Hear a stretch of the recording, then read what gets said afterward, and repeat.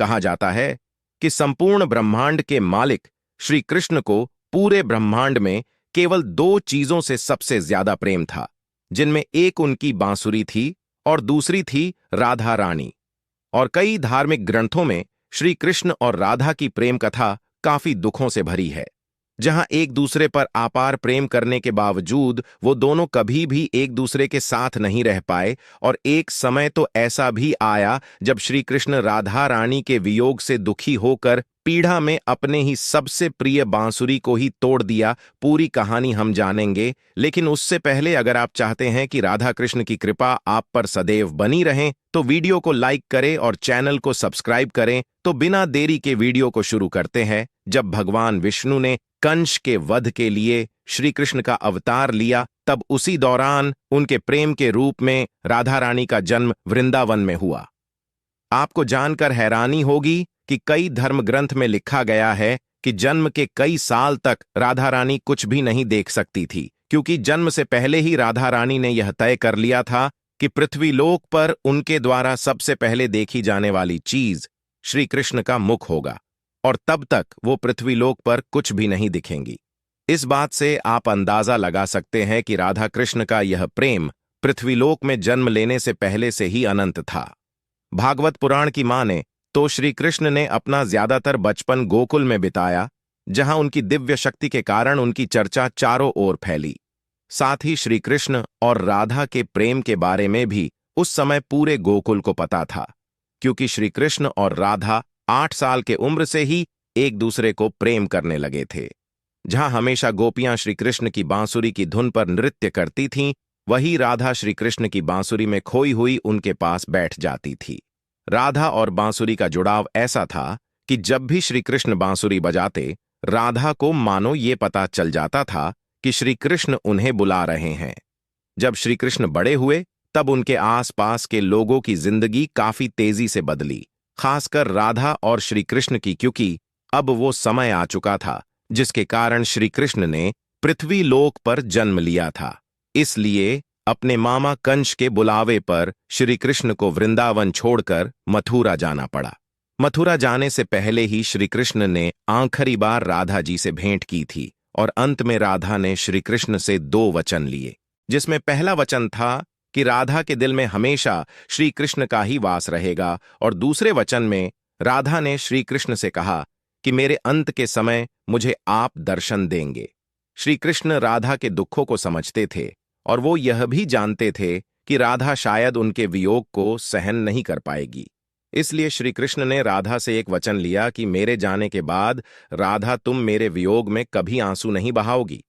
जिसके बाद श्री कृष्ण अपने भाई बलराम के साथ मथुरा पहुंचते हैं और अपने कर्मों के अनुसार अपने मामा कंस का वध करके मथुरा के जेल से अपने माता पिता देवकी और वासुदेव को मुक्त कराते हैं।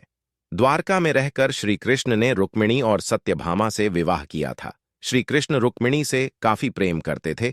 रुक्मिणी भी श्री कृष्ण को अपना आराध्य मानती थी, यहां तक कि रुक्मिणी ने तो अपने परिवारों के विरुद्ध जाकर श्री कृष्ण से भागकर यानी गंधर्व विवाह किया था।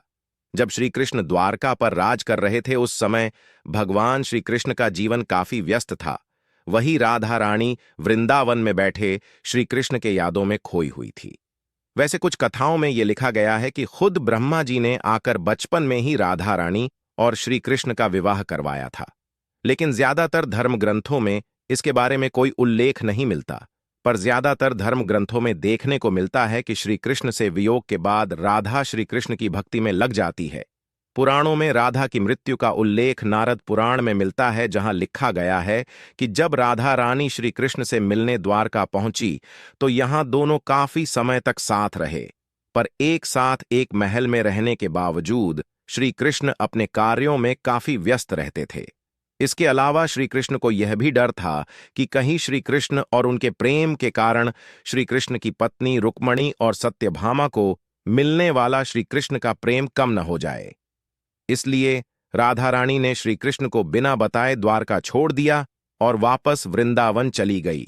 लेकिन अब राधा रानी का अंतिम समय आ चुका था, जिसके बाद राधा रानी ने अपने अंतिम समय में श्री कृष्ण को उनकी वचन की याद दिलाई कि कैसे श्री कृष्ण ने मथुरा जाते समय राधा रानी को उनके अंतिम समय में पास रहने का वचन दिया था। जैसे ही श्री कृष्ण को राधा रानी के अंतिम समय का आभास हुआ तो वे तुरंत ही राधा रानी के पास पहुंच जाते हैं। अपने प्रेम को इस तरह से अंतिम सांसें लेते देख श्री कृष्ण काफी भावुक हो गए थे। जिसके बाद श्री कृष्ण ने राधा से अंतिम समय में कुछ मांगने को कहा था।